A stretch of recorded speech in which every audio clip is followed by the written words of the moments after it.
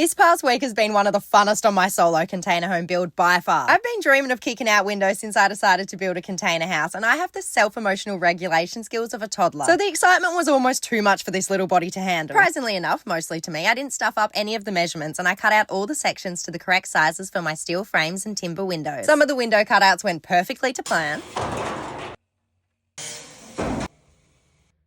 and some not so much.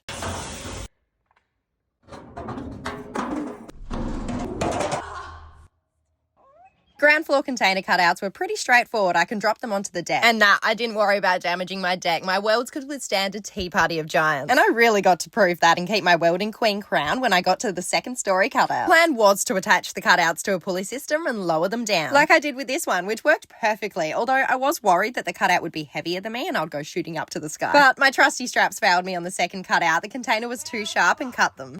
My deck's strong as fuck. I was secretly stoked though, because as I said before, I'm a child and I really just wanted to see what would happen when it hit the deck. But like I said, welding queen, and kudos to the steel too, barely a bloody scratch. Now I'm not as worried about all the heavy objects I plan to rehome on the deck. Oh, I almost forgot, speaking about welding, I obviously had to put in the steel frames I made and weld them in place to reinforce the cutout. Again, a pretty straightforward job on the ground floor, but whole different story on the first floor when you add scaffolding into the mix. But I got the job done. I still need to add silicone and seals, but for now this is only a third of my final windows and doors I'm installing, so I have plenty more to do.